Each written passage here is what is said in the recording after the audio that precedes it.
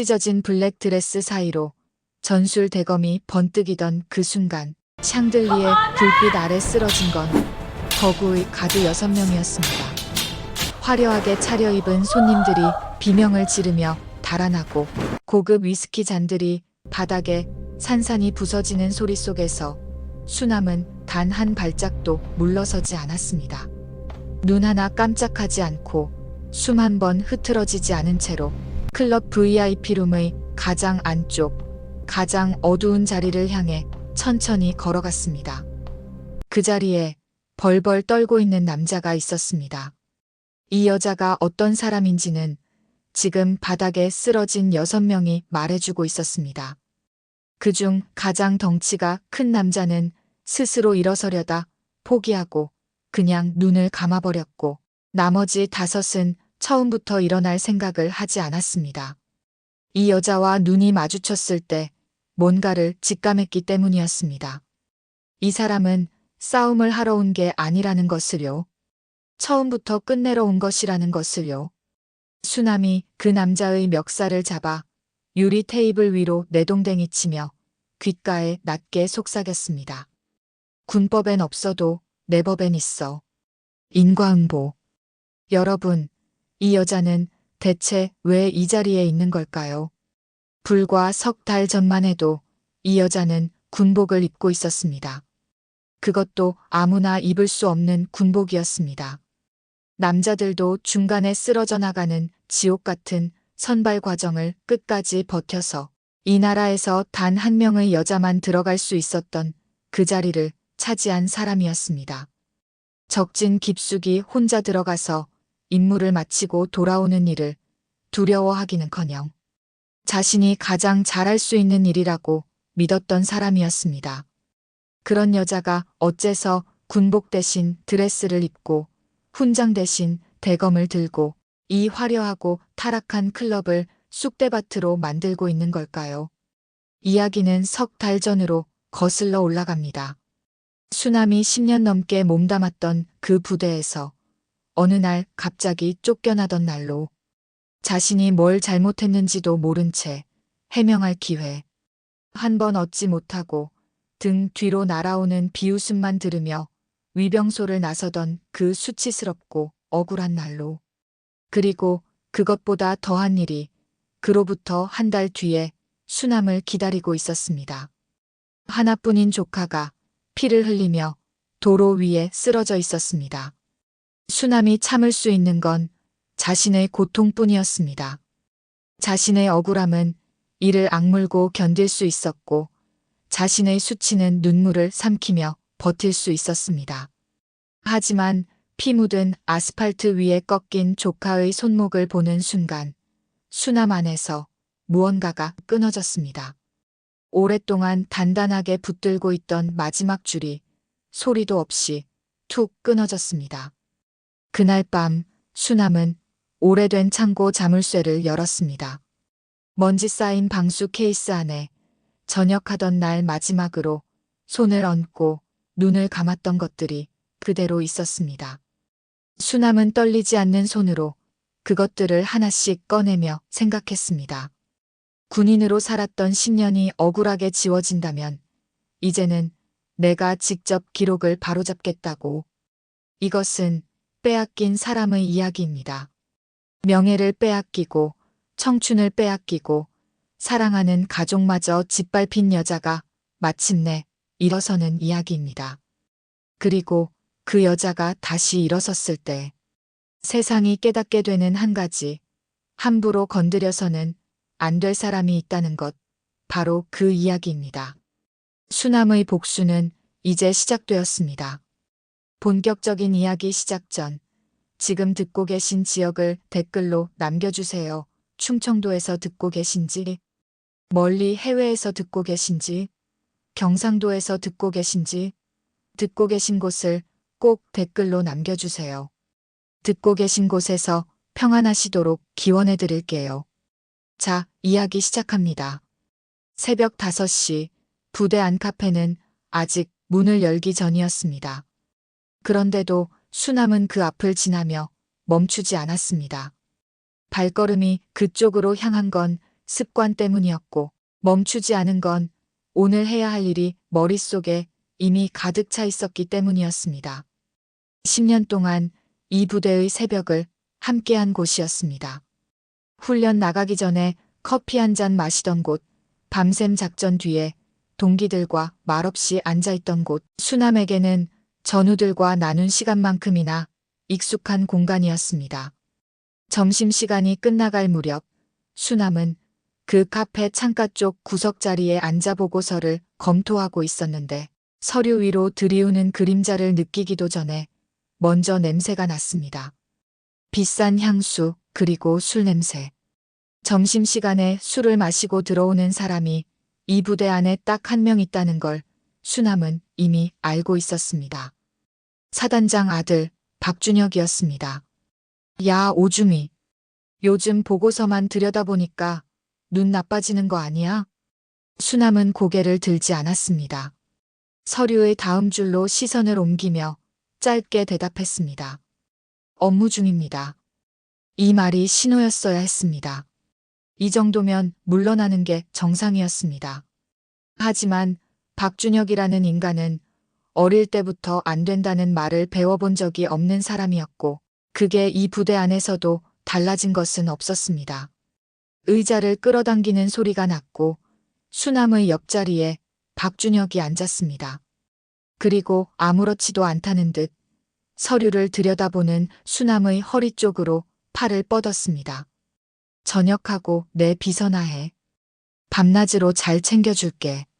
그 순간이었습니다. 수남의 손이 움직인 건 생각보다 훨씬 빨랐고 소리는 생각보다 훨씬 작았습니다.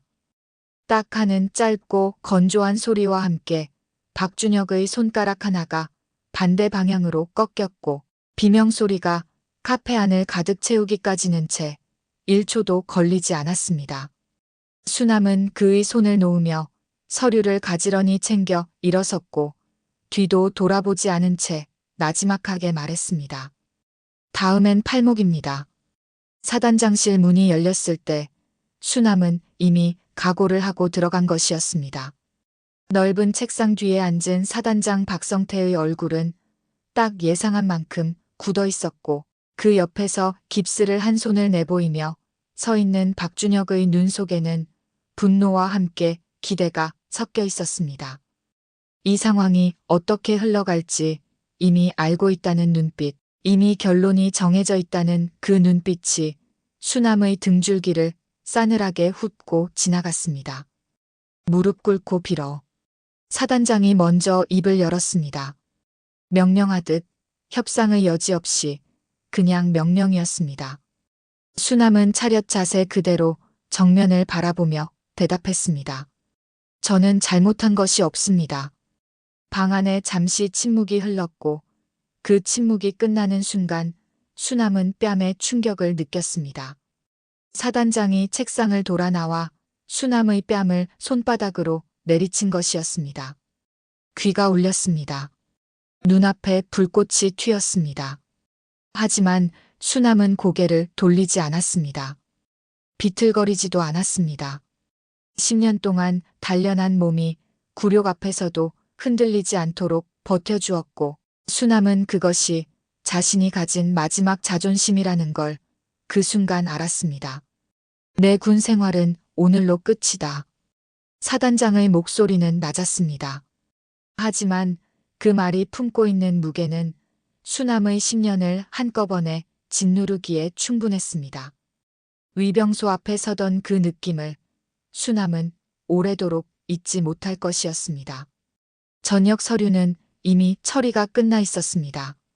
이렇게 빨리 될 수 있는 일이 아니었지만 사단장이 마음먹으면 되는 일이었습니다. 10년이라는 시간 동안 몸에 밴 습관 그대로 수남은 마지막으로 부대를 향해 돌아서서 차렷 자세를 취했습니다. 아무도 보고 있지 않았지만 그래도 해야 할 것 같았습니다. 이것이 자신이 10년 동안 사랑했던 것에게 보내는 마지막 인사였으니까요. 그때 등 뒤로 박준혁의 목소리가 날아왔습니다. 잘 가요, 오주미. 아, 이제 주미도 아닌가? 웃음소리가 뒤따랐습니다. 수남은 돌아보지 않았습니다. 발걸음을 한 걸음씩 내디디면서 입술 안쪽을 깨물었고 피맛이 났습니다. 그제야 실감이 났습니다. 진짜로 끝났구나. 10년이었습니다. 입대하던 날 어린 조카를 이모에게 맡기며 고모 금방 올게라고 했던 그날부터 선발시험에서 남자 동기들이 하나둘 쓰러져 나가는 와중에도 이를 악물고 버텼던 그 밤들부터 단 한 번도 군복을 부끄럽게 생각한 적 없었던 10년이 사단장의 손바닥 한 번과 서류 한 장으로 지워졌습니다. 위병 소문이 등 뒤에서 닫혔습니다. 수남은 멈추지 않았습니다. 걸었습니다. 계속 걸었습니다. 울 수 있는 곳까지, 아무도 없는 곳까지, 무너져도 아무에게도 보이지 않는 곳까지 걸어갔습니다. 그리고 한참 뒤 인적 없는 골목에 들어서서야 수남은 담벼락에 이마를 붙이고 눈을 감았습니다. 눈물은 나오지 않았습니다. 너무 억울하면 눈물도 안 나온다는 말이 이런 뜻이었구나 하고 수남은 그 자리에서 처음으로 이해했습니다. 군복을 벗긴 것을 반드시 후회하게 해주마. 그런데 여러분, 수남의 시련은 여기서 끝이 아니었습니다. 자신의 억울함은 참을 수 있었습니다. 이를 갈며 눈물을 삼키며 그래도 버틸 수 있었습니다. 하지만 한 달 뒤 수남에게 또 다른 전화가 걸려왔고 그 전화를 받는 순간 수남은 비로소 깨달았습니다. 세상에는 참을 수 있는 것과 참아서는 안 되는 것 두 가지가 있다는 것을요. 새벽 5시였습니다. 알람이 울리지 않았는데도 눈이 떠졌습니다. 10년 동안 그 시간에 일어나도록 몸이 길들여진 탓이었습니다. 하지만 일어나서 갈 곳이 없었습니다. 군복이 없었고 부대가 없었고 오늘 해야 할 임무가 없었습니다. 수남은 천장을 바라보며 그대로 누워 있었습니다. 형광등도 켜지 않은 좁은 단칸방 천장이 이 새벽 시간에 할 수 있는 것이라곤 바라보는 것밖에 없었습니다. 억울하다는 감정은 이미 어젯밤에 다 쓴 것 같았고 분하다는 감정도 그다지 새롭지 않았습니다. 그냥 텅 빈 느낌이었습니다. 사람이 텅 빌 수 있다는 걸 수남은 그 새벽에 처음으로 알았습니다. 그래도 수남이 이불을 걷어차고 일어난 건 한 가지 이유 때문이었습니다. 서준이었습니다. 오빠와 올케가 교통사고로 세상을 떠난 것이 수남이 입대하기 2해 전이었습니다. 그때 서준은 겨우 8살이었고 수남은 23이었습니다. 장례식장 한 구석에서 영문도 모르고 울고 있던 조카를 등에 업으며 수남이 했던 말이 있었습니다. 내가 내 엄마 아빠 다 해줄게. 그 말이 어린아이에게 한 약속인지 아니면 자기 자신에게 한 다짐인지 그 경계가 수남에게는 늘 흐릿했지만 어느 쪽이든 수남은 그 말을 한 번도 잊은 적이 없었습니다. 그 아이가 25이 되었고 올해 늦게 대학에 합격했습니다. 서준이 합격 통지서를 두 손으로 들고 수남 앞에 서서 고모, 나 됐어. 라고 소리쳤을 때 수남은 잠깐이나마 억울함 같은 건 잊을 수 있었습니다. 아이가 웃고 있었으니까요. 자신이 10년 동안 지키고 싶었던 것이 바로 저 웃음이었다는 걸 그 순간 새삼 확인할 수 있었으니까요. 고모 고생 끝났어. 이제 내가 벌어서 고모 먹여 살릴게라고 서준이 말했을 때 수남은 웃으며 대꾸했습니다. 그래, 어디 한번 해봐라. 그러면서 속으로는 피눈물을 삼켰습니다. 고생이 끝난 게 아니라는 걸 알고 있었으니까요. 조카 등록금을 대려면 어떤 일이든 가리지 않아야 한다는 것도 군 경력 외에 아무것도 없는 35살. 여자가 사회에서 버텨나가는 게 말처럼 쉽지 않다는 것도 수남은 이미 현실적으로 계산하고 있었습니다. 건설 현장에 처음 나간 날 현장 소장은 수남의 얼굴을 보더니 인상을 찌푸렸습니다. 여자가 여기서 뭘 하려고요? 수남은 안전모를 쓰며 짧게 대답했습니다. 일하려고요. 소장은 반신반의하는 표정이었지만 그날 하루가 끝날 무렵에는 아무 말도 하지 않았습니다. 707시절 단련된 몸은 40kg짜리 자재를 들어 올리는데 아무런 불편이 없었고 햇볕 아래 8시간을 버티는 것도 혹한속 72시간 야외 훈련에 비하면 차라리 편한 일이었습니다. 동료들이 쉬는 시간에 수남은 혼자 남아 다음 작업 구역을 정리했고 첫 주가 끝날 무렵 소장은 조용히 말했습니다. 다음 주도 나와요. 안전모를 쓰고 작업복에 시멘트 얼룩이 지고 땀으로 범벅이 된 얼굴로 있으면 누구도 2번 쳐다보지 않았습니다. 수남은 오히려 그게 편했습니다. 오랫동안 자신의 얼굴 때문에 불필요한 시선을 감당해온 터였으니까요.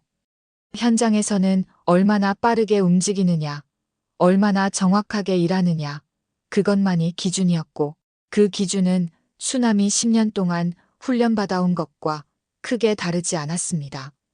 조카만 제대로 키우면 참을 수 있다고 수남은 매일 아침 스스로에게 말했습니다. 억울함도 수치심도 사단장과 그 아들에 대한 분노도 서준이 웃는 얼굴을 떠올리면 조금씩 작아지는 것 같았습니다. 완전히 사라지는 건 아니었지만 적어도 오늘 하루를 버티게 해주는 힘이 되었습니다. 그렇게 한 달이 지났습니다. 전화가 온 건 서준이 아르바이트를 시작한 지 사흘째 되던 밤이었습니다. 수남은 현장 일을 마치고 돌아와 막 씻으려던 참이었고 핸드폰 화면에 모르는 번호가 떴을 때 잠깐 망설였다가 받았습니다. 처음에는 무슨 말인지 잘 들리지 않았습니다. 목소리가 떨리고 있었고 배경에서 소란스러운 소리가 섞여 있었습니다. 수남이 여보세요. 잘 안 들려요라고 하자 전화 너머 목소리가 한 번 크게 숨을 들이켜더니 말했습니다. 오수남 씨 맞으세요? 서준 씨 보호자 맞죠? 지금 사고가 났어요. 빨리 오셔야 할 것 같아요. 그 다음 말들은 수남의 귀에 제대로 들어오지 않았습니다. 클럽, 뺑소니, 도로, 뇌사 가능성이라는 단어들이 파편처럼 날아와 박혔지만 수남의 머릿속은 그 순간 완전히 하얗게 비어버렸습니다. 핸드폰을 쥔 손가락에 힘이 풀렸고 그러면서도 수남의 몸은 이미 현관문을 향해 움직이고 있었습니다. 군인의 몸이라는 건 그런 것이었습니다. 머리가 멈춰도 몸이 먼저 반응하도록 훈련이 되어 있는 것이었습니다. 병원까지 가는 내내 수남은 달렸습니다. 택시 안에서 창문을 바라보며 눈을 감았다 떴다를 반복했습니다. 제발 이라는 말이 입술 안쪽에서 계속 맴돌았습니다.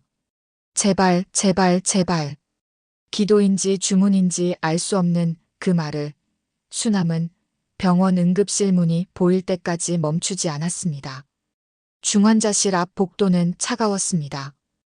유리창 너머로 누워있는 서준의 얼굴은 낯설 만큼 고요했고 머리에 감긴 붕대와 팔에 꽂힌 수많은 관들이 수남의 가슴을 쥐어짜는 것 같았습니다. 의사가 뇌압이니 경과를 지켜봐야 한다는 말들을 이어갔지만 수남이 붙들 수 있었던 건 단 한마디였습니다. 지금으로선 알 수 없습니다. 그때 복도 끝에서 발소리가 들렸습니다. 자신감이 넘치는 발소리, 서두르지 않는 발소리였습니다. 수남이 고개를 돌렸을 때 정장 차림의 남자가 껌을 씹으며 복도를 걸어오고 있었습니다. 그 얼굴을 보는 순간 수남의 몸 안에서 무언가가 타오르기 시작했습니다. 불꽃이라고 부르기엔 너무 차가웠고 분노라고 부르기엔 너무 조용했습니다. 나중에 수남은 그것이 결심이었다는 걸 알게 됩니다. 박준혁이 중환자실 유리창 너머 서준을 한번 흘깃 보더니 수남에게 말했습니다. 고모나 조카나 앞길 막는 건 똑같네요. 그리고 돌아섰습니다. 수남은 그 자리에서 움직이지 않았습니다. 달려들지도 이를 갈지도 않았습니다. 그냥 박준혁의 뒷모습이 복도 끝으로 사라지는 것을 끝까지 바라봤습니다. 심장이 이상하리만치 천천히 뛰고 있었습니다. 손이 떨리지 않았습니다. 눈물도 나오지 않았습니다. 수남은 그제야 알았습니다. 이건 더 이상 억울함의 문제가 아니라는 것을요. 참는다고 해결되는 일이 아니라는 것을요. 그날 밤 수남은 병원 복도에 혼자 앉아 경찰에 신고서를 쓰기 시작했습니다. 하지만 수남이 미처 몰랐던 것이 있었습니다. 싸움을 돈으로 사는 사람 앞에서 법이 얼마나 쉽게 무너지는지를요. 세상에는 두 종류의 절망이 있다는 걸 수남은 그때 처음 알았습니다. 하나는 예상했던 절망입니다.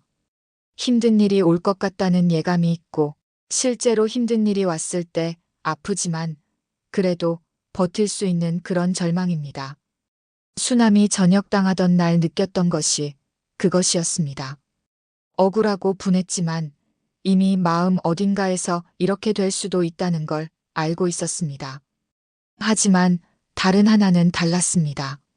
믿었던 것이 무너질 때 오는 절망, 이것만은 괜찮을 거라고 생각했는데 그것마저 뒤집힐 때 찾아오는 절망은 아프다는 말로는 설명이 되지 않는 것이었습니다. 그냥 사람이 텅 빈다고 해야 할까요? 안에 있던 것들이 한꺼번에 빠져나가면서 껍데기만 남는 느낌이라고 해야 할까요? 수남이 그 뒤로 몇 주 동안 경험한 것이 정확히 그것이었습니다. 목격자가 있다는 연락을 받은 건 사고 나흘 뒤였습니다. 담당 형사가 전화로 알려줬습니다. 사고 당시 클럽 인근 편의점 앞에서 담배를 피우고 있던 남자가 블랙박스도 CCTV도 잡지 못한 각도에서 사고, 차량을 목격했다고 번호판 일부까지 기억하고 있다고 했습니다. 수남은 그 말을 들으며 처음으로 손이 떨렸습니다. 이번엔 분노가 아니라 안도 때문이었습니다. 경찰서로 달려가는 발걸음이 자기도 모르게 빨라졌고 형사 앞에 앉아서 수남은 오랜만에 숨을 제대로 쉬었습니다. 이제 됐다고, 이제 법이 작동할 거라고 수남은 그렇게 믿었습니다. 목격자를 직접 만난 건 그로부터 이틀 뒤였습니다. 진술이 바뀌어 있었습니다. 중년의 남자는 수남과 눈을 마주치지 못했습니다. 무릎 위에 놓인 손이 미세하게 떨리고 있었고 말을 이어가는 목소리에서 무언가를 억누르는 기색이 역력했습니다. 그가 천천히 입을 열었습니다. 제가 잘못 봤던 것 같아요.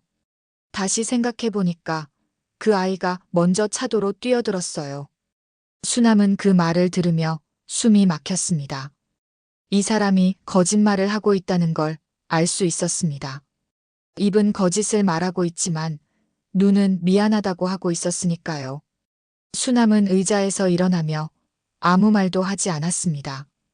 하고 싶은 말이 너무 많아서 하나도 나오지 않았기 때문이었습니다. 주차장으로 나와 차 문을 닫은 뒤에야 수남은 운전대 위에 이마를 얹었습니다. 울음이 나올 것 같았지만 나오지 않았습니다.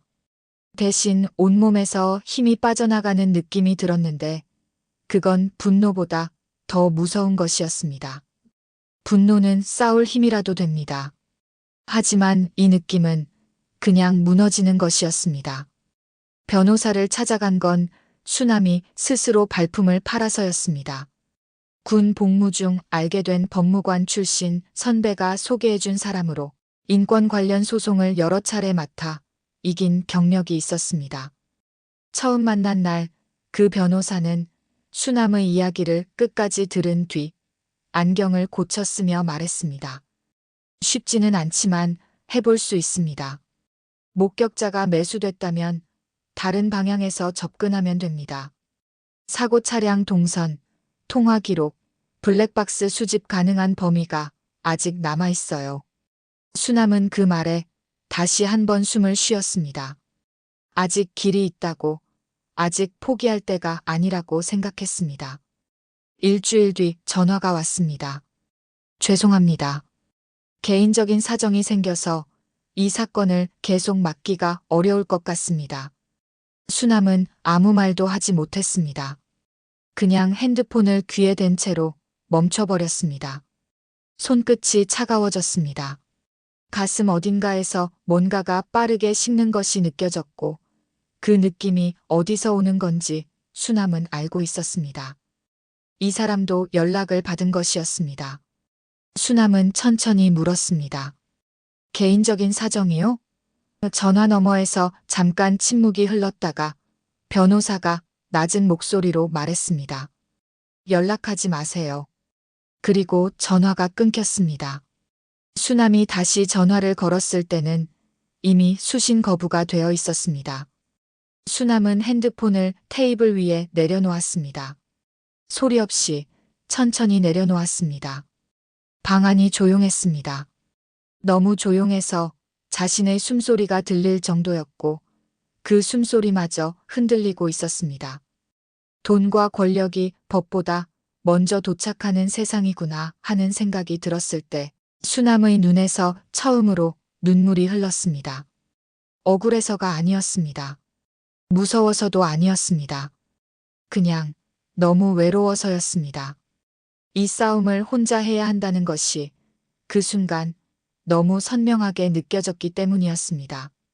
폭행은 그로부터 사흘 뒤 병원 지하 주차장에서 일어났습니다. 수남이 서준의 면회를 마치고 엘리베이터에서 내렸을 때 주차장 안은 낮인데도 어두컴컴했습니다. 형광등 하나가 깜빡이고 있었고 차 몇 대가 듬성듬성 세워져 있었습니다. 수남이 출구 쪽으로 걸어가는데 발소리가 들렸습니다. 하나가 아니었습니다. 방향도 하나가 아니었습니다. 수남은 본능적으로 멈췄습니다. 몸이 먼저 알아챘습니다. 707 시절 적진에서 포위당하기 직전에 느끼던 그 공기와 똑같았습니다. 남자 셋이었습니다. 수남은 손을 쥐었습니다. 상대할 수 있었습니다. 셋 정도는 지금의 수남도 해볼 만했습니다. 그런데 그 중 하나가 입을 열었습니다. 병실 305호 오서준 환자. 지금 산소호흡기 달고 있죠? 그거 인위적으로 뗄 수 있다는 거 알아요? 수남의 손이 풀렸습니다. 싸울 수 없었습니다. 이길 수 있는 싸움이었지만 이길 수 없는 싸움이었습니다. 서준이 병실에 있는 한 수남은 주먹을 쥘 수가 없었습니다. 그들은 그걸 알고 온 것이었습니다. 수남의 가장 약한 곳이 어디인지 정확하게 겨냥하고 온 것이었습니다. 그 뒤로 어떻게 됐는지는 수남도 나중에야 기억할 수 있었습니다. 발길질이 있었고 주먹이 있었고 차가운 콘크리트 바닥이 있었습니다. 수남은 막을 수 있었지만 막지 않았습니다. 반격하는 순간 위에서 기다리고 있는 서준에게 무슨 일이 생길지 알 수 없었으니까요. 그들이 떠난 뒤 수남은 한동안 바닥에 그대로 있었습니다. 통증보다 더 아픈 것이 있었습니다. 조카를 지키기 위해 맞아야 하는 고모라는 것이 주먹 한 번 제대로 쥐지 못하고 바닥에 누워 있어야 하는 자신이 수남의 가슴 어딘가를 천천히 무너뜨리고 있었습니다. 겨우 몸을 일으켜 세우고 벽에 등을 기댄 채 고개를 들었습니다. 지하 주차장 천장의 깜빡이는 형광등이 보였습니다. 눈물이 나올 것 같았지만 이번엔 나오지 않았습니다. 그 대신 수남의 머릿속에서 무언가가 조용히 단단하게 자리를 잡았습니다. 법으로는 안 됩니다.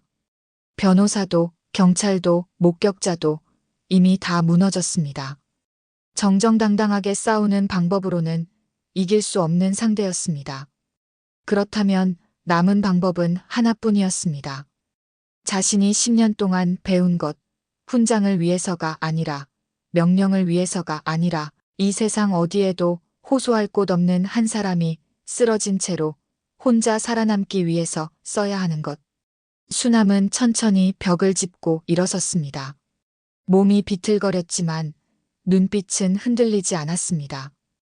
병실 창문에 불이 켜져 있었습니다. 서준의 병실이었습니다. 수남은 그 불빛을 오래 바라봤습니다. 그리고 한 가지를 결심했습니다. 다음에 무너지는 건 내가 아니라는 것을요. 그날 밤 수남은 오래된 창고 열쇠를 꺼냈습니다. 전역하던 날 마지막으로 닫아뒀던 그 자물쇠 앞에 서서 수남은 오랫동안 멈춰 있었습니다. 이 문을 열면 자신이 어떤 사람이 되는지 알고 있었으니까요.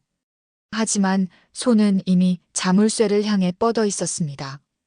자물쇠는 녹이 슬어 있었습니다. 얼마나 오랫동안 열지 않았는지 열쇠를 꽂아 돌리는데 손에 힘이 꽤 들어갔습니다. 창고 문이 삐걱거리며 열리자 오래된 공기가 쏟아져 나왔고 수남은 잠깐 그 자리에 서서 숨을 들이켰습니다. 퀴퀴하고 차가운 냄새였는데 이상하게도 낯설지 않았습니다. 군부대 창고 냄새와 비슷했습니다. 새벽 4시에 장비를 점검하러 들어가던 그 창고, 임무 나가기 전날. 밤에 혼자 남아서 준비물을 확인하던 그 공간의 냄새와 닮아 있었습니다. 수남은 벽을 더듬어 스위치를 찾아 켰고 낡은 형광등이 두어 번 깜빡이다가 창고 안을 밝혔습니다. 구석 선반 아래에 방수 케이스가 있었습니다. 먼지가 두껍게 쌓여 있었지만 케이스 자체는 멀쩡했습니다. 군용 방수 케이스는 원래 그랬습니다. 안에 있는 것을 지키도록 설계된 물건이었으니까요. 수남은 천천히 무릎을 꿇고 그 앞에 앉았습니다. 손을 뻗어 먼지를 걷어내는데 손가락 끝에 전해지는 감촉이 묘하게 마음을 건드렸습니다. 이걸 마지막으로 닫은 날이 떠올랐기 때문이었습니다. 전역하던 날이었습니다. 위병소를 나와 걷고 또 걸어서 이 창고 앞에 왔을 때 수남은 손이 떨렸습니다. 케이스를 열고 안에 있는 것들을 한 번씩 손으로 짚어봤습니다. 그리고 두 손을 얹은 채로 눈을 감았습니다. 한참을 그렇게 있었습니다. 이것들과 작별하는 시간이었습니다. 군인 오수남과 작별하는 시간이었습니다. 그날 수남은 케이스를 닫으면서 다시는 열지 않겠다고 생각했습니다.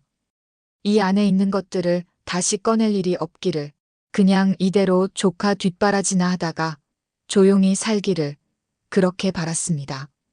그 바람이 이렇게 짧게 끝날 줄은 몰랐습니다. 수남은 케이스 잠금 장치를 열었습니다.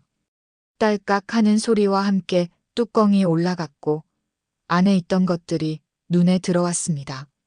방수포에 쌓인 단검, 접이식 전술 장갑, 소형 송신기, 그리고 작은 폭약 케이스까지 707 비공식 작전팀 시절에 쓰던 것들이 손댄 것처럼 그대로 있었습니다. 수남은 한동안 그것들을 바라보기만 했습니다. 손을 뻗지 않았습니다.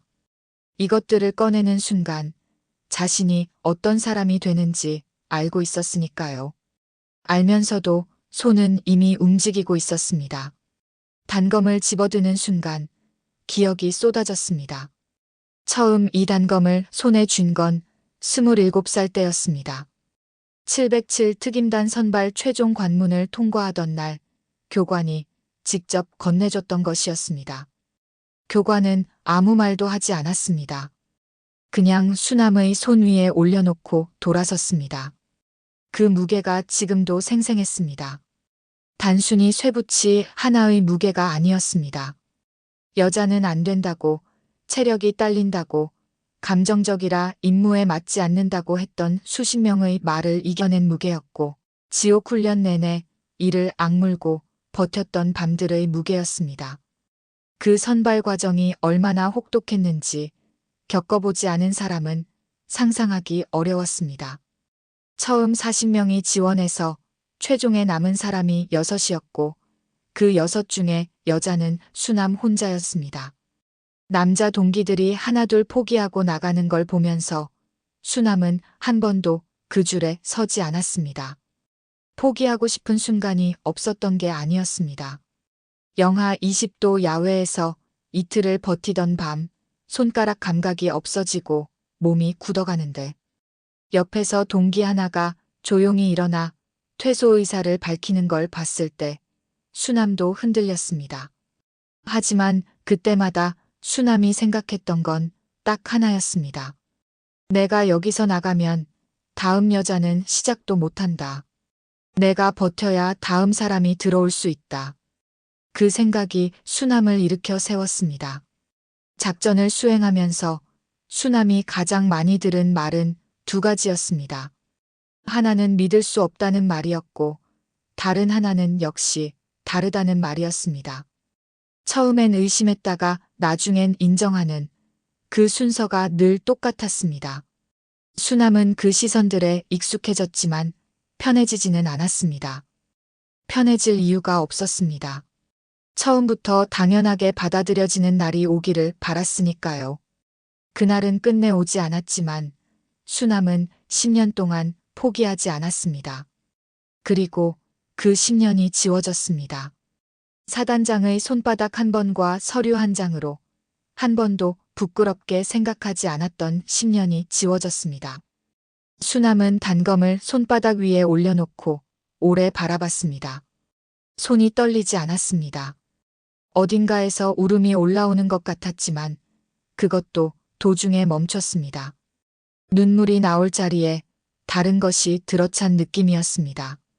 더 단단하고 더 차갑고 한 번 굳으면 쉽게 흔들리지 않는 그 무언가가 자리를 잡고 있었습니다.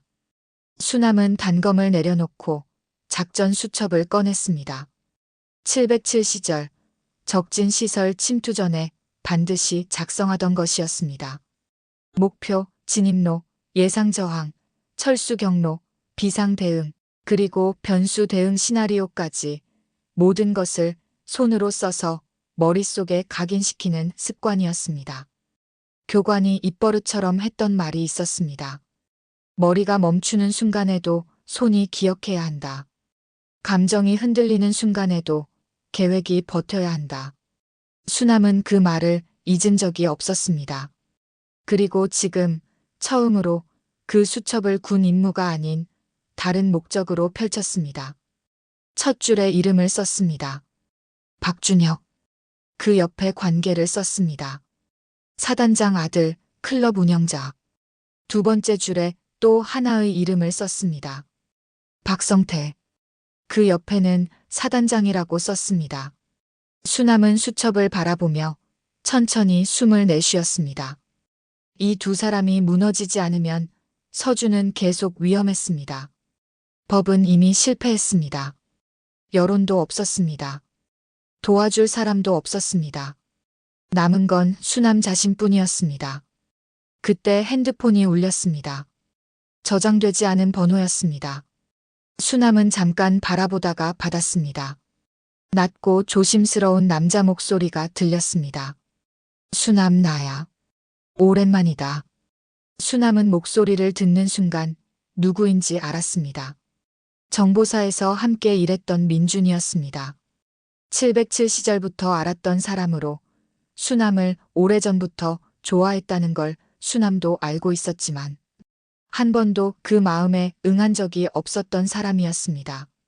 저녁 후로는 연락이 끊겼는데 이 시간에 이 번호로 전화가 오다니 수남은 말없이 기다렸습니다. 민준이 말했습니다. 내 소식 들었어. 서준이 일도. 수남은 아무 대답을 하지 않았습니다. 민준이 잠시 침묵하다가 이어서 말했습니다. 나한테 가지고 있는 게 있어. 박준혁 관련된 거. 내가 필요할 것 같아서 연락했다. 수남의 손이 수첩 위에서 멈췄습니다.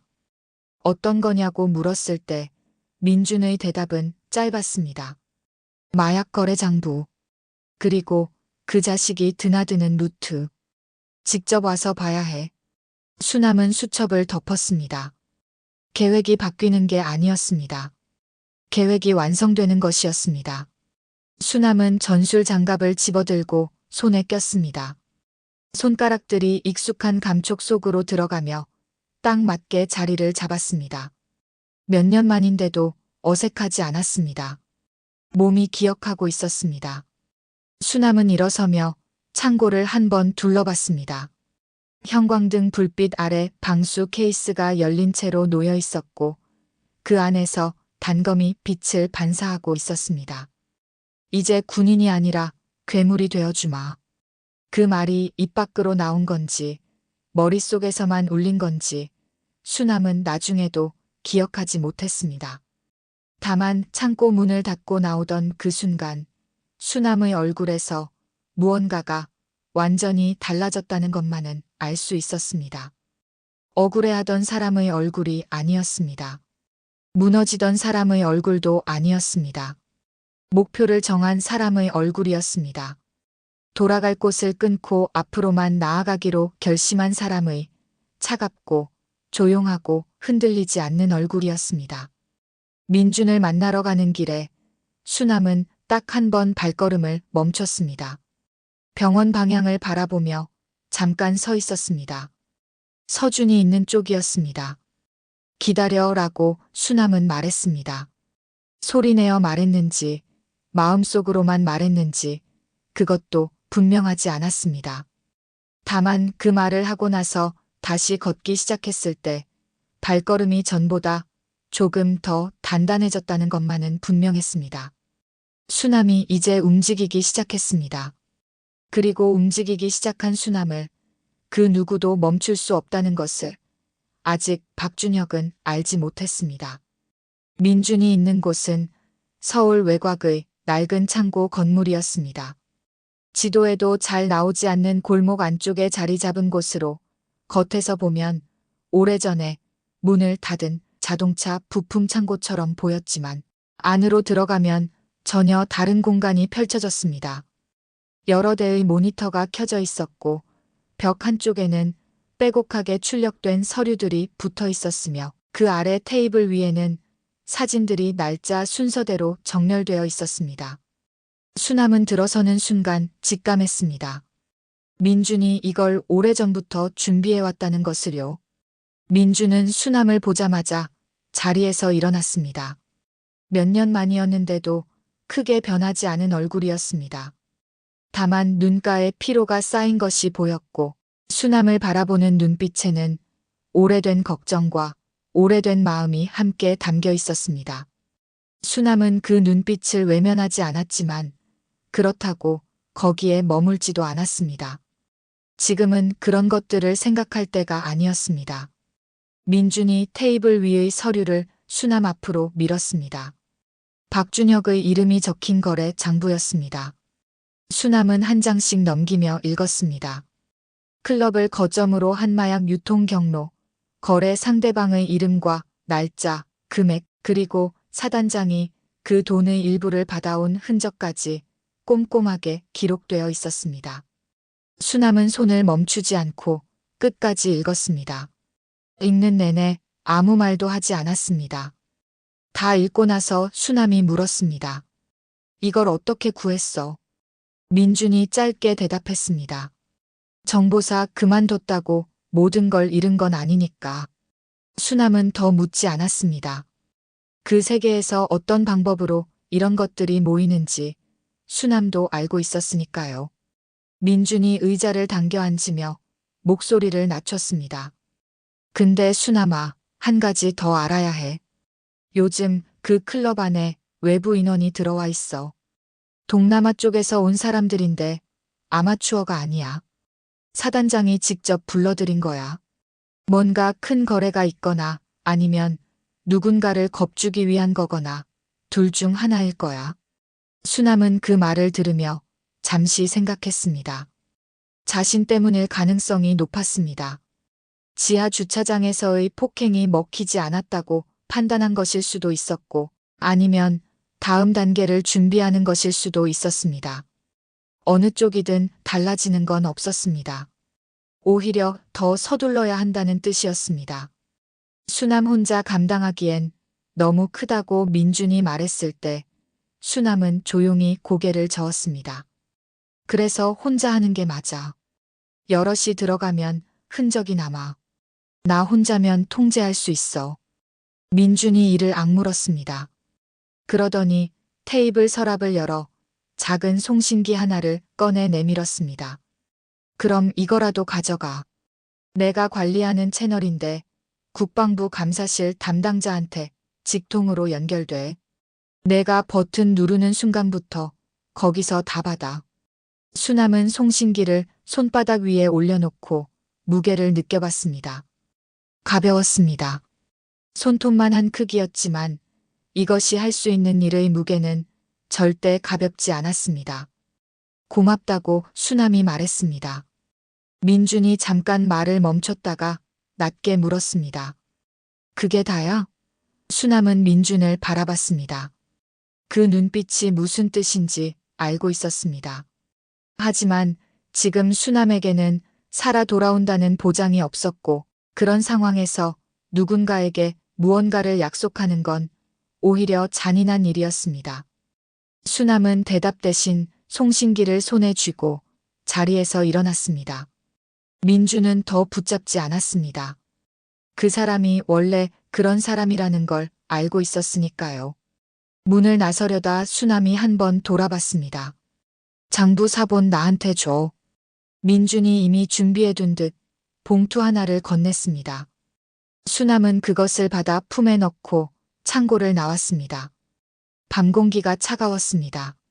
수남은 걸으면서 머릿속으로 계획을 다시 정리했습니다. 클럽 구조, 진입로, VIP 룸 위치, 예상 인원, 그리고 탈출 경로까지 민준에게 받은 정보를 바탕으로 하나씩 맞춰나갔습니다. 부족한 부분이 있었지만 치명적인 허점은 아니었습니다. 707 시절에도 완벽한 정보를 가지고 들어간 작전은 없었습니다. 항상 변수가 있었고 항상 즉흥적인 판단이 필요했습니다. 그 훈련을 10년 동안 받은 사람이 수남이었습니다. 집으로 돌아온 수남은 짐을 꾸리기 시작했습니다. 단검을 허벅지 안쪽에 고정할 때 쓰는 전술밴드, 손가락 마디를 보호하는 장갑, 그리고 민준이 건네준 소형 송신기까지 하나씩 챙겼습니다. 마지막으로 창고에서 가져온 소형 폭약 2개를 꺼냈습니다. 등 쪽 피부에 밀착시켜 부착하는 방식의 것으로 707 시절 비공식 작전에서 몇 차례 써본 적이 있었습니다. 폭발 반경이 크지 않아서 건물 구조를 무너뜨리는 용도가 아니라 외벽 일부를 터뜨려 혼란을 만들어내는데 쓰는 것이었습니다. 혼란이 필요한 순간이 반드시 올 거라는 걸 수남은 이미 알고 있었습니다. 장비를 다 챙기고 나서 수남은 처음으로 옷장 앞에 섰습니다. 옷장 안쪽 깊은 곳에 비닐에 쌓인 것이 있었습니다. 몇 년 전 부대 동기의 결혼식에 입으러 샀다가 결국 입지 못했던 블랙 드레스였습니다. 수남은 비닐을 벗겨 드레스를 꺼내 들었습니다. 건설 현장 작업복만 입어온 지난 몇 달 동안 이런 옷이 있다는 것도 잊고 있었습니다. 드레스를 들고 거울 앞에 섰습니다. 거울 속에 낯선 사람이 있었습니다.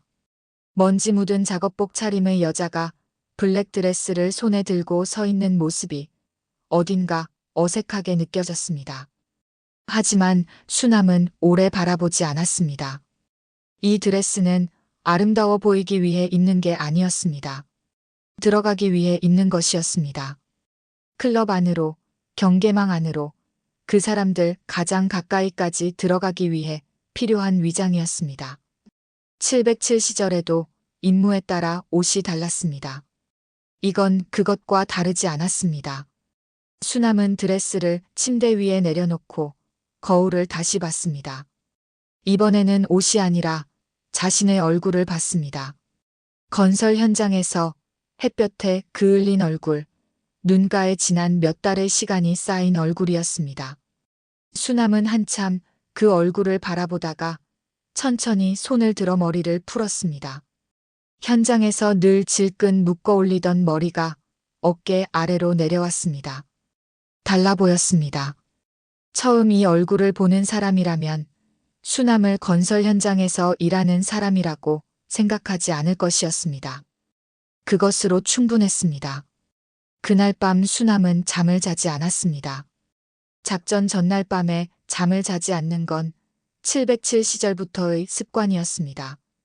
잠을 자면 몸은 쉬지만 머릿속에서 계획이 흐트러지는 경우가 있었습니다. 차라리 깨어서 처음부터 끝까지 시뮬레이션을 반복하는 편이 수남에게는 더 맞았습니다. 진입, 이동, 목표 접근, 상황, 대응, 탈출, 그리고 비상 상황에서의 판단까지 머릿속에서 수십 번을 돌렸습니다. 새벽이 지나고 날이 밝아올 무렵 수남은 핸드폰을 들어 서준의 병실 번호로 전화를 걸었습니다. 받지 않는다는 걸 알면서도 걸었습니다. 서준은 아직 의식이 없었으니까요. 신호음이 3번 울리다가 끊겼습니다. 수남은 핸드폰을 테이블 위에 내려놓으며 혼자 말했습니다. 조금만 기다려. 고모가 끝내고 올게. 해가 완전히 뜬 뒤 수남은 드레스를 입었습니다. 허벅지 안쪽에 전술밴드를 두르고 단검을 고정했습니다. 등 쪽에 폭약 2개를 부착했습니다. 가슴 쪽 드레스 안감에 송신기를 고정했습니다. 하나씩 점검하면서 수남은 숨을 고르게 쉬었습니다. 손이 떨리지 않았습니다. 긴장이 없는 게 아니었습니다. 긴장이 있어야 할 자리에 집중이 들어차 있었습니다. 그 느낌을 수남은 알고 있었습니다. 임무에 들어가기 직전에만 느낄 수 있는 그 감각, 10년 동안 몸에 익혀온 것이었습니다. 거울을 마지막으로 한 번 봤습니다. 블랙 드레스를 입은 여자가 거울 속에 서 있었습니다. 아름다워 보였지만 그 눈빛은 아름다운 사람의 눈빛이 아니었습니다. 목표를 향해 가는 사람의 눈빛이었습니다. 돌아오지 못할 수도 있다는 걸 알면서도 앞으로 나아가는 사람의 차갑고 조용하고 단단한 눈빛이었습니다. 수남은 문을 열고 나갔습니다.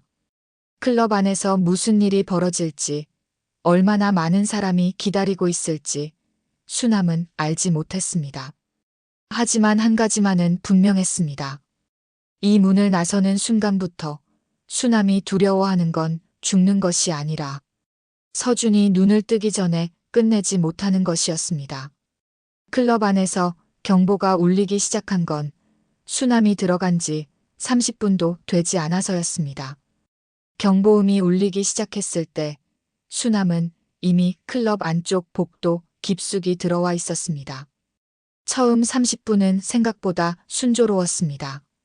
드레스를 입은 수남이 클럽 입구를 통과하는 데는 아무런 문제가 없었고 홀 안으로 들어서자마자 공간 구조를 눈에 담으면서 자연스럽게 이동했습니다.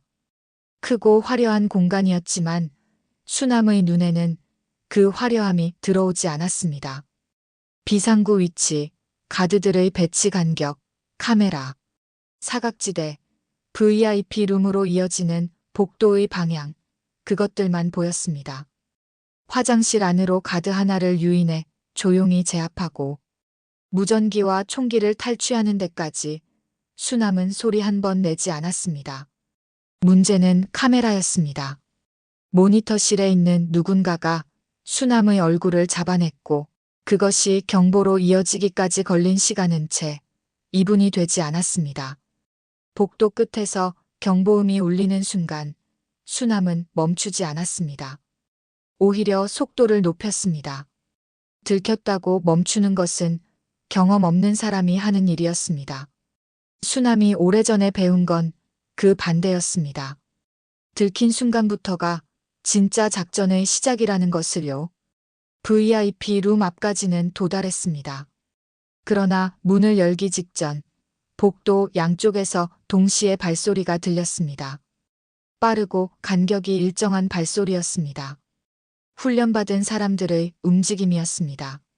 수남은 순간적으로 몸을 돌렸지만 이미 늦었습니다. 양쪽에서 남자들이 나타났고 수남은 그들을 보는 순간 민준이 했던 말이 떠올랐습니다. 동남아 쪽에서 온 사람들, 아마추어가 아니라는 말이요. 5명이었습니다. 예상했던 숫자보다 하나 많았습니다. 수남은 손을 들었습니다. 싸울 수 없어서가 아니었습니다.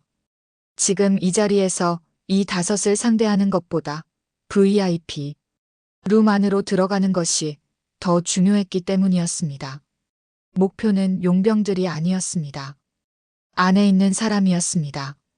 수남은 저항하지 않는 척하면서 팔목을 잡히는 순간 잡힌 팔의 각도와 상대의 무게 중심을 계산했습니다. 아직 때가 아니었습니다. 조금 더 안으로 들어가야 했습니다. VIP 룸 문이 열렸습니다. 안으로 밀려 들어가며 수남이 처음 본 건 넓은 소파와 테이블, 그리고 그 맞은편에 앉아있는 두 사람이었습니다. 한 명은 박준혁이었습니다. 다른 한 명은 사단장 박성태였습니다. 아버지와 아들이 나란히 앉아 수남을 바라보고 있었는데 두 사람 모두 놀란 기색이 없었습니다. 기다리고 있었다는 표정이었습니다. 박준혁이 먼저 입을 열었습니다. 올 줄 알았어. 수남은 아무 말도 하지 않았습니다. 시선을 방 안 구석구석으로 움직이며 상황을 파악했습니다. 창문 하나, 또 다른 문 하나, 용병 5에 박준혁 옆에 서 있는 개인 경호원 2, 사단장 뒤에 또 하나, 총 8비였습니다. 수남 혼자 감당하기에는 숫자가 많았습니다. 하지만 수남이 기댈 수 있는 것은 숫자가 아니었습니다.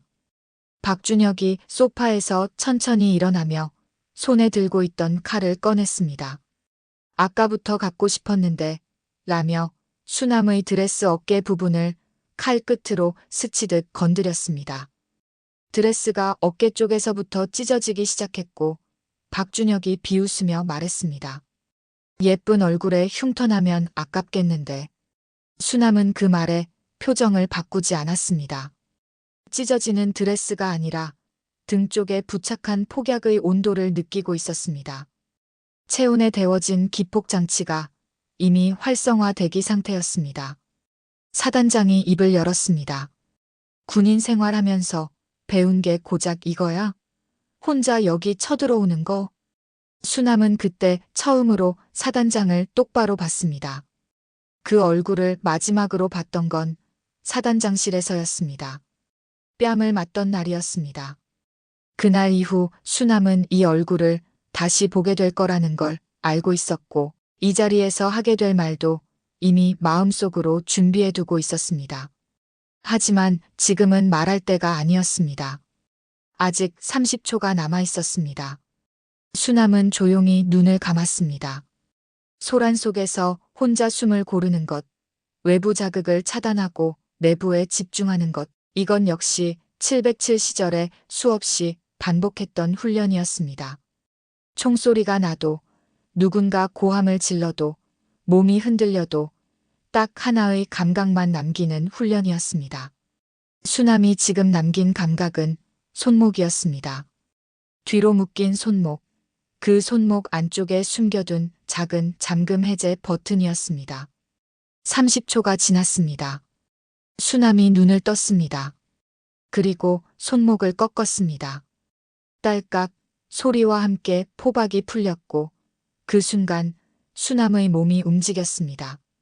가장 가까이 있던 경호원의 손목을 꺾어 총을 빼앗는데 걸린 시간이 2초, 그 총으로 천장을 향해 한 발 쏘는데 1초, 방 안에 있던 모든 사람이 반사적으로 몸을 낮추는 순간 수남이 등 뒤로 손을 뻗어 폭약 기폭 장치를 눌렀습니다. 쾅 하는 소리가 났습니다. 클럽 외벽 쪽에서 올라오는 굉음이었고 천장에서 먼지가 쏟아졌으며 조명이 한꺼번에 꺼졌습니다. 비상등만 붉게 켜진 방 안이 아수라장이 됐습니다. 용병들이 혼란스러워하는 사이 수남은 이미 다음 동작으로 이어갔습니다. 이 상황도 수남은 시뮬레이션에 두었습니다. 폭발 이후 사람들이 가장 먼저 하는 건 출구를 찾는 것이고 그 혼란 속에서 반격해오는 사람은 처음 5초 안에는 거의 없습니다. 그 5초가 수남에게 주어진 시간이었습니다. 박준혁이 소리쳤습니다. 잡아, 놓치지 마. 하지만 소리만 컸습니다. 비상등 불빛 아래 수남의 위치를 정확하게 파악하는 사람은 없었습니다. 수남은 어두운 쪽을 이용해 이동했고 가장 가까이 달려오는 용병의 팔을 잡아 방향을 틀어 다른 용병과 부딪히게 만들었습니다. 두 명이 한꺼번에 쓰러졌습니다. 나머지 셋이 방향을 잡으려는 순간 수남의 가슴 쪽 송신기에서 빨간 불이 깜빡였습니다. 연결이 됐다는 신호였습니다. 민준이 채널을 열었다는 뜻이었고 그 채널 너머에서 국방부 감사실 담당자가 지금 이 방 안에서 일어나는 모든 것을 수신하고 있다는 뜻이었습니다. 수남이 가슴에 단 송신기는 단순한 연락용이 아니었습니다. 707 시절에 내부 고발 작전에서 쓰던 방식 그대로 지금 이 순간부터 방 안에서 나오는 모든 소리가 그대로 전송되고 있었습니다. 박준혁의 목소리, 사단장의 목소리, 그리고 용병들의 존재까지 모든 것이 증거가 되고 있었습니다. 사단장이 수남을 향해 소리쳤습니다. 내가 감히 어디서. 수남은 그 목소리를 들으며 처음으로 웃었습니다. 차갑고 조용한 웃음이었습니다. 그리고 낮게 말했습니다. 제가 잡힌 게 아닙니다. 장군님, 지금 여기 계신 분들이 갇힌 겁니다. 방 안에 잠깐 침묵이 흘렀습니다. 그 침묵이 깨지기 전에 수남은 이미 다음 동작을 시작했습니다. 남은 용병 3, 경호원 2, 그리고 2사람. 수남은 그 모든 것을 순서대로 정리할 생각이었습니다. 처음부터 끝까지 계획했던 대로 되돌아갈 곳 따위는 처음부터 생각하지 않았던 사람처럼 수남은 어두운 방 안에서 움직이기 시작했습니다. 어두운 방 안에서 수남이 먼저 움직인 건 감정이 아니라 계산이었습니다. 용병 5 중 2은 이미 서로 부딪혀 쓰러져 있었고 나머지 3이 비상등 불빛 속에서 방향을 잡으려 하고 있었습니다. 경호원 2은 박준혁과 사단장 쪽에 붙어 있었고 2사람은 소파 뒤쪽으로 물러나 있었습니다. 수남은 그 모든 위치를 이미 머릿속에 그려두고 있었습니다. 눈으로 보지 않아도 알 수 있었습니다. 오랜 훈련이 만들어낸 공간 감각이었습니다. 가장 먼저 달려온 용병이 수남의 팔을 잡으려 했을 때 수남은 반대로 그의 팔을 잡았습니다. 상대의 힘을 역으로 이용해 방향을 틀고 등 뒤로 넘기는 동작이 이어졌습니다. 쓰러지는 소리가 났습니다. 두 번째 용병이 옆에서 달려들 때는 드레스 아래 허벅지에 고정해둔 단검을 꺼낼 필요도 없었습니다. 발끝으로 무릎 안쪽을 정확하게 가격했고 그것으로 충분했습니다. 세 번째는 총을 겨누며 왔는데 수남은 총구 방향을 손으로 꺾어 올리면서 동시에 턱 아래를 쳤습니다. 총소리가 천장을 향해 났고 그 남자는 그대로 무너졌습니다. 화려하지 않았습니다. 빠르고 조용하고 정확했습니다. 707 특임단 출신의 몸이란 원래 그런 것이었습니다. 상대를 압도하는 것이 목적이 아니라 가장 짧은 시간에 가장 확실하게 위협을 제거하는 것. 그게 10년 동안 수남이 몸으로 익혀온 방식이었습니다. 경호원 2이 동시에 달려들었을 때 수남은 한 걸음 뒤로 물러서면서 2사람이 서로의 동선 안으로 들어오도록 유도했습니다. 비상등 아래 좁은 공간에서 2사람이 부딪히며 잠깐 엉키는 사이 수남이 먼저 오른쪽 남자의 손목을 꺾었고 그 고통에 몸을 숙이는 순간 왼쪽 남자의 팔꿈치가 그 사람의 얼굴을 치게 됐습니다. 2명이 함께 쓰러지는 건 수남이 계산한 결과였습니다. 수남 자신은 땀 한 방울 더 흘리지 않았습니다. 이제 방 안에 서 있는 건 박준혁과 사단장 둘뿐이었습니다.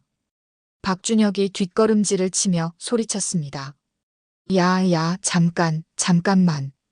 조금 전까지 칼을 들고 수남의 드레스를 찢던 사람이 맞나 싶을 정도로 목소리가 달라져 있었습니다. 사단장은 말이 없었습니다. 입을 다문 채 수남을 바라보고 있었는데 그 눈빛이 무서움인지 분노인지 구분이 되지 않았습니다. 하지만 수남은 그 눈빛에 흔들리지 않았습니다. 사단장실에서 뺨을 맞던 날 저 눈빛을 처음 봤을 때도 흔들리지 않았으니까요. 수남이 박준혁을 향해 천천히 걸어갔습니다. 박준혁이 계속 뒷걸음질을 치다가 벽에 등이 닿았습니다. 더 물러날 곳이 없었습니다. 수남이 그 앞에 서서 낮게 말했습니다. 조카 기억해? 아르바이트 마치고 나오다가 내 차에 치이네. 박준혁의 얼굴이 굳었습니다. 수남이 이어서 말했습니다. 그날 밤 서준이가 도로에서 어떻게 쓰러져 있었는지 그 모습 그대로 돌려줄게. 소리가 났습니다. 뼈가 꺾이는 소리였습니다.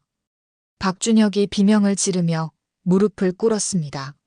수남은 그를 내려다보며 아무 표정도 짓지 않았습니다. 분노가 없는 게 아니었습니다.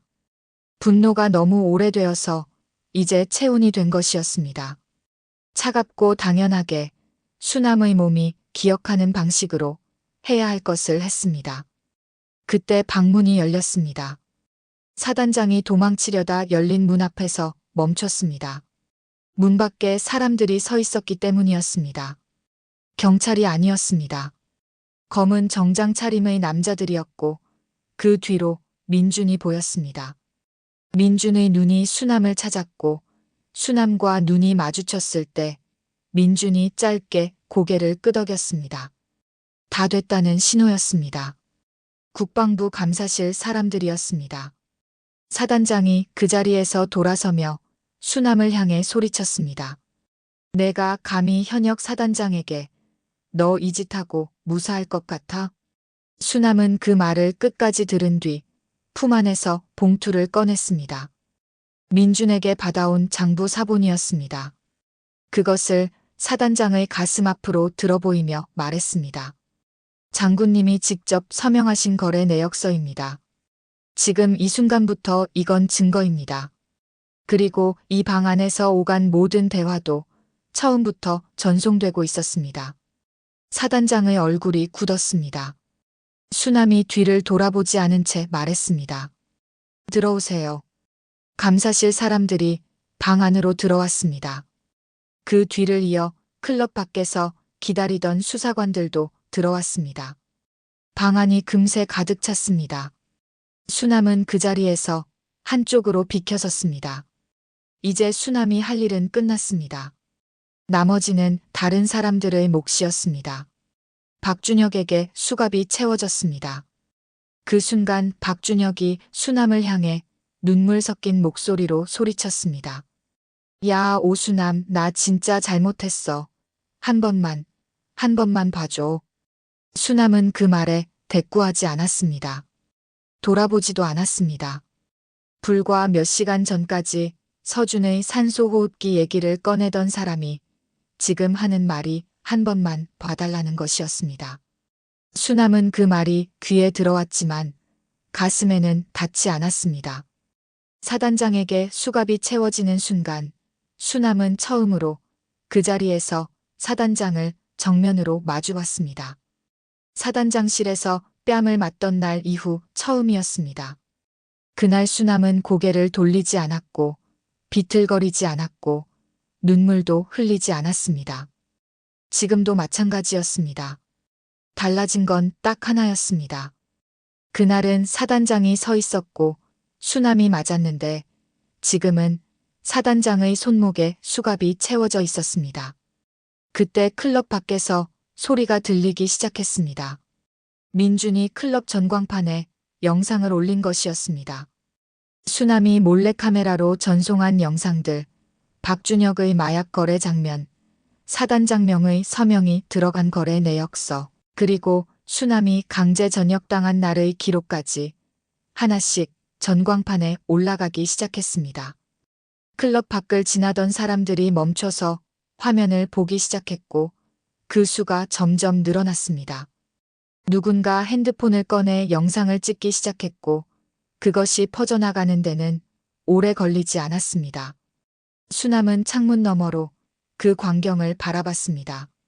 10년 동안 군복을 입고 지켜왔던 나라의 시민들이 클럽 앞에 모여 서 있었습니다. 분노한 사람들도 있었고 울먹이는 사람들도 있었습니다. 그 얼굴들을 보면서 수남은 이상하게도 슬픔이 먼저 왔습니다. 기쁨이 아니었습니다.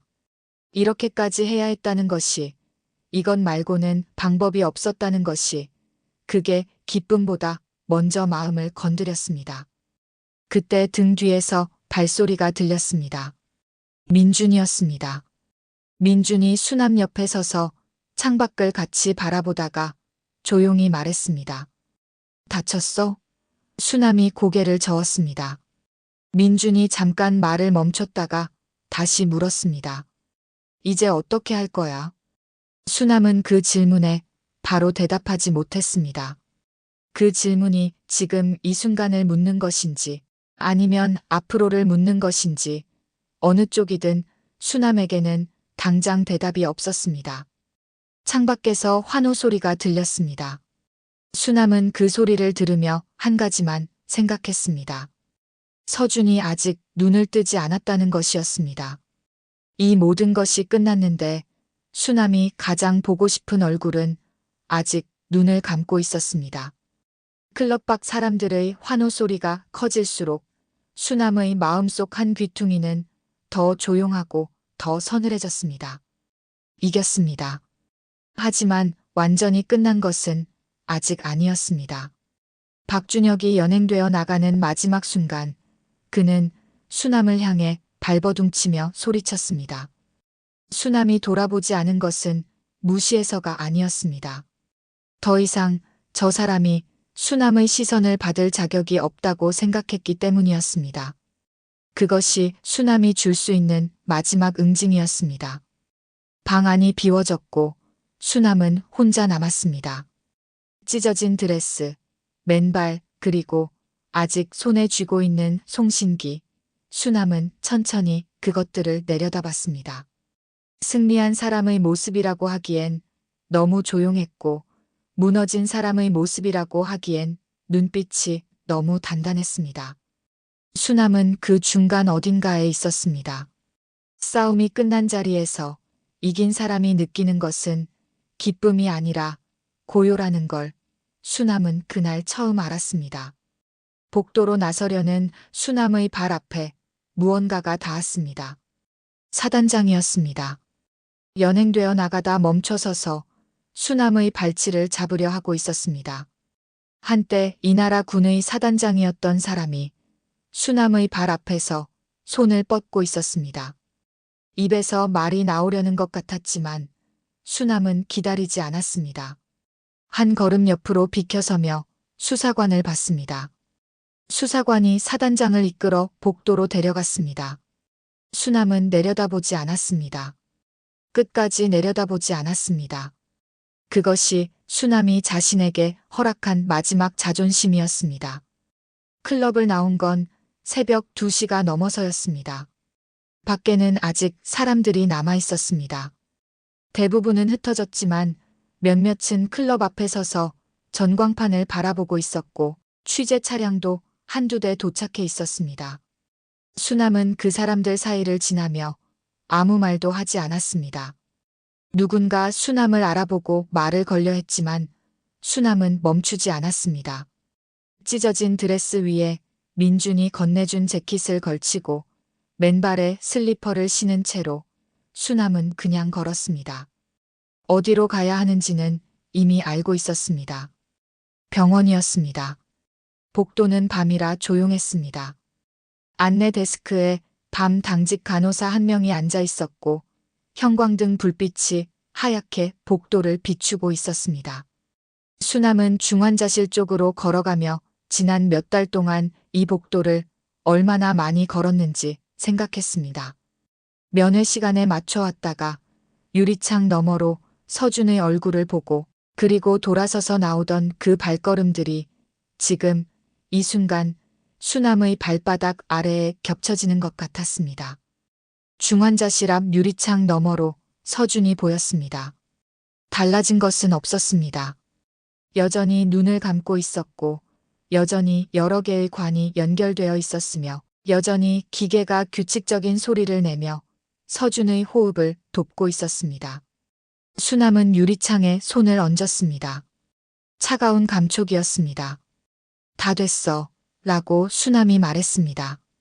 소리가 유리를 넘어가지 못한다는 걸 알면서도 말했습니다. 이제 아무도 여기 들어올 수 없어. 이제 괜찮아. 눈물이 났습니다. 클럽에서도 나오지 않던 눈물이 아무도 없는 새벽 병원 복도에서 나왔습니다. 소리 없이 그냥 흘렀습니다. 수남은 닦지 않았습니다. 이 눈물이 언제부터 쌓여 있던 것인지 알 수 없었습니다. 강제 전역당하던 날부터인지, 서준이 쓰러졌다는 전화를 받던 날부터인지, 지하 주차장 차가운 바닥에 누워있던 그 밤부터인지 수남은 구분할 수 없었습니다. 다만 지금 이 순간 오래 막혀 있던 것이 조용히 흘러내리고 있다는 것만 알 수 있었습니다. 한참을 그렇게 서 있다가 수남은 자리를 옮겨 복도 의자에 앉았습니다. 여기서 기다리겠다고, 서준이 눈을 뜨기 전까지는 자리를 옮기지 않겠다고 수남은 그렇게 마음을 먹었습니다. 의자에 등을 기대고 눈을 감았는데 이상하게도 잠이 오지 않았습니다. 몸은 지쳐 있었지만 머릿속은 아직 깨어 있었습니다. 지난 몇 달의 일들이 조각조각 떠올랐다가 사라졌습니다. 카페에서 박준혁이 다가오던 순간, 사단장실에서 뺨을 맞던 순간, 위병소를 나서며 등 뒤로 날아오던 비웃음 소리, 서준이 쓰러졌다는 전화를 받고 달리던 밤, 지하 주차장 바닥에서 천장을 바라보던 순간, 그리고 오래된 창고 자물쇠를 열던 순간까지 하나씩 지나갔습니다. 억울했던 일들이 이제는 조금 멀게 느껴졌습니다. 완전히 사라진 것은 아니었습니다. 지워지지도 않을 것이었습니다. 그 일들은 수남의 몸에 남아있었고 아마 오래도록 남아있을 것이었습니다. 다만 지금 이 순간만큼은 그것들이 수남을 짓누르는 무게가 아니라 수남이 지나온 길의 일부처럼 느껴졌습니다. 지나왔으니까요. 무너질 것 같았지만 무너지지 않았고, 포기하고 싶었지만 포기하지 않았고, 혼자였지만 끝까지 걸어왔으니까요. 날이 밝아올 무렵 담당 의사가 복도로 나왔습니다. 수남이 자리에서 일어났을 때 의사의 표정을 먼저 읽었습니다. 나쁜 소식은 아니었습니다. 의사가 말했습니다. 오늘 새벽에 뇌파에 변화가 있었어요. 의미 있는 신호입니다. 아직 확신은 이르지만 좋은 방향으로 가고 있어요. 수남은 고개를 끄덕였습니다. 감사합니다. 라는 말이 나오는데 목소리가 갈라졌습니다. 의사가 잠깐 수남을 바라보다가 조용히 말했습니다. 많이 기다리셨죠? 조금만 더 기다려보세요. 사흘 뒤였습니다. 서준이 눈을 떴습니다. 아주 천천히, 아주 조금씩 눈꺼풀이 올라갔습니다. 수남이 유리창 너머에서 그 순간을 봤을 때 다리에 힘이 빠지는 것 같았습니다. 간호사가 급히 안으로 들어가는 것을 보면서 수남은 유리창에 이마를 붙였습니다. 제발, 이라는 말이 또 나왔습니다. 이번엔 기도가 아니었습니다. 감사였습니다. 면회가 허락됐을 때 수남은 천천히 병실 안으로 들어갔습니다. 서준이 수남을 봤습니다. 초점이 아직 완전하지 않은 눈이었지만 수남을 알아보는 것은 분명했습니다. 입술이 움직였습니다.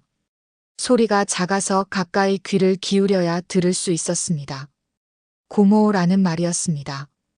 그리고 잠깐 뜸을 들이다가 이제 예쁜 옷 입었네 라고 서준이 말했습니다. 수남은 웃었습니다. 병실에 들어오면서 입고 온 옷은 평범한 티셔츠와 바지였는데 서준의 눈에는 그게 예쁜 옷으로 보인 모양이었습니다. 건설 현장 작업복만 입고 오던 고모가 처음으로 제대로 된 옷을 입고 왔으니 그렇게 보였을 수도 있었습니다. 수남은 서준의 손을 잡았습니다. 오른손이었습니다. 왼손은 아직 감각이 돌아오지 않아서 의사가 재활이 필요하다고 했습니다. 시간이 걸릴 것이라고, 얼마나 걸릴지는 아직 알 수 없다고 했습니다. 수남은 서준의 오른손을 잡은 채로 한동안 아무 말도 하지 않았습니다. 이겼습니다. 해야 할 것을 했습니다. 박준혁은 구속됐고 사단장은 직위 해제와 함께 수사가 시작됐으며 클럽은 폐쇄됐습니다. 법이 처음에 실패했던 자리에서 수남은 다른 방법으로 결국 도달했습니다. 그런데 지금 이 순간 수남의 마음속에 자리 잡은 건 승리의 기쁨이 아니었습니다. 이 아이의 왼손이 아직 돌아오지 않았다는 것, 그것이 조용하고 무겁게 수남의 가슴 한편에 남아 있었습니다. 명예는 돌아올 것이었습니다. 하지만 서준이 잃어버린 시간은 돌아오지 않았고 왼손의 감각이 언제 돌아올지는 아무도 몰랐습니다. 완전히 괜찮은 척은 하지 않기로 했습니다. 수남은 그날 이후로 그렇게 살기로 마음먹었습니다. 다 좋아졌다고, 다 끝났다고, 이제 아무렇지 않다고 그런 말을 하지 않기로 했습니다. 상처는 상처이고 남은 것은 남은 것이고 아직 돌아오지 않은 것은 아직 돌아오지 않은 것이었습니다. 그것을 인정하는 채로 살아가는 것, 그게 수남이 선택한 방식이었습니다. 서준이 다시 잠이 들었습니다. 수남은 손을 놓지 않은 채로 의자에 앉았습니다. 병실 창문으로 아침 햇살이 들어오고 있었습니다. 오랜만에 보는 햇살이었습니다. 수남은 그 빛이 서준의 얼굴 위로 떨어지는 것을 바라보다가 처음으로 깊게 숨을 내쉬었습니다. 오래 참아온 숨이었습니다. 그 숨이 나오는데 몇 달이 걸렸다는 게 스스로도 신기하게 느껴졌습니다. 강가에 간 건 그로부터 며칠 뒤였습니다. 이른 아침이었고 강변에 사람이 없었습니다. 수남은 봉투 하나를 들고 왔습니다. 안에는 클럽에서 입었던 드레스 조각과 허벅지 전술밴드, 그리고 단검이 들어 있었습니다. 드레스는 그날 이후 세탁하지 않았습니다. 세탁할 생각이 들지 않았습니다. 그냥 이대로 보내는 게 맞을 것 같았습니다. 수남은 강가에 서서 한참을 바라봤습니다. 물이 흐르고 있었습니다. 빠르지도 느리지도 않게 그냥 흘러야 할 속도로 흘러가고 있었습니다. 수남은 봉투 안에서 단검을 먼저 꺼냈습니다. 27살 때 교관에게 받았던 것, 10년을 함께한 것, 전역하던 날 방수 케이스 안에 넣어 창고에 두었다가 다시 꺼낸 것이었습니다. 손바닥 위에 올려놓고 마지막으로 무게를 느꼈습니다. 가볍지 않았습니다. 이것이 담고 있는 시간들의 무게 때문이었습니다. 강물에 던졌습니다. 물 위로 잠깐 빛이 반사됐다가 단검이 강속으로 가라앉았습니다. 드레스 조각도 던졌습니다. 물살에 잠깐 떠 있다가 사라졌습니다. 수남은 빈손으로 강을 바라봤습니다. 다 보내지는 않을 것이었습니다. 기억은 남을 것이고 흔적도 남을 것이었습니다. 다만 이것들이 수남 곁에 있는 것보다 흘러가는 물 속에 있는 편이 더 맞을 것 같았습니다. 붙들고 있을 이유가 없었습니다. 수남은 집으로 돌아왔습니다. 우편함에 서류가 있었습니다. 수남은 봉투를 들고 계단에 앉아서 열었습니다. 손이 잠깐 멈췄습니다. 불명예 전역 취소 및 복직 명령서였습니다. 수남은 그것을 오래 바라봤습니다. 예상은 했습니다. 민준이 이 부분도 진행 중이라고 했었으니까요. 하지만 막상 손에 들고 보니 기쁨보다 복잡한 감정이 먼저 왔습니다. 명예가 돌아왔습니다. 그런데 서준의 왼손은 아직 돌아오지 않았습니다. 수남이 빼앗긴 10년은 서류 한 장으로 복원이 됐지만 서준이 잃어버린 것은 서류로 복원되지 않았습니다. 수남은 그 사실을 외면하지 않았습니다. 이겼지만 완전하지 않다는 것, 회복됐지만 다 돌아오지 않는 것들이 있다는 것, 그것이 삶이라는 것을 수남은 받아들이기로 했습니다. 집 안으로 들어가 옷장을 열었습니다. 군복이 그대로 있었습니다.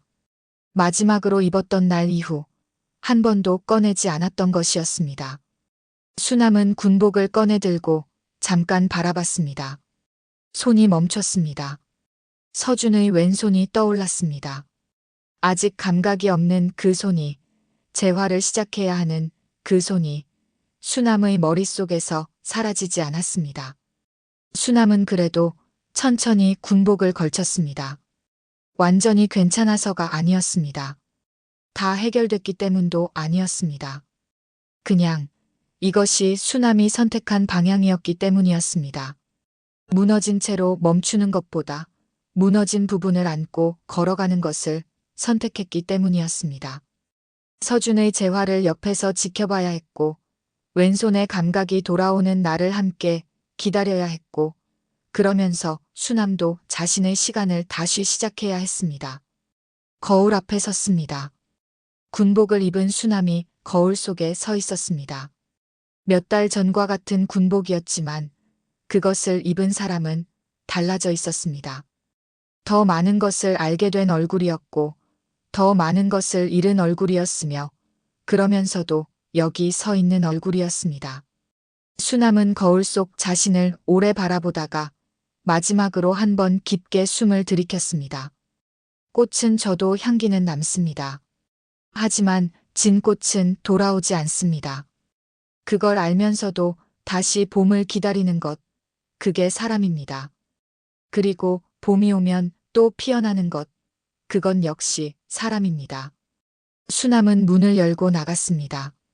서준의 병실로 가는 길이었습니다. 재활 첫날이었습니다. 왼손의 감각이 돌아오기를 기다리는 긴 시간의 첫 번째 날이었습니다. 수남은 그 길을 혼자 걸으면서 처음으로 앞이 보이는 것 같다는 생각을 했습니다. 화나지 않았습니다. 아직 흐릿했습니다. 하지만 방향이 있었습니다. 수남에게는 그것으로 충분했습니다. 이것이 오수남의 이야기였습니다. 빼앗긴 사람이 다시 일어선 이야기, 법이 실패한 자리에서 혼자 버텨낸 이야기, 이기고 나서도 완전하지 않다는 것을 받아들이며 그래도 걸어간 이야기였습니다. 수남은 영웅이 아니었습니다. 완벽하지도 않았습니다. 다만 끝까지 포기하지 않았습니다. 그리고 그것이 이 세상에서 가장 단단한 사람이 하는 방식이었습니다. 들어주셔서 감사합니다. 오늘 이야기 정말 재밌었다면 꼭 댓글로 점수를 남겨주세요. 정말 재밌었다면 100점, 너무 재미없었다면 50점을 댓글로 남겨주세요. 복 많이 받으실 거예요.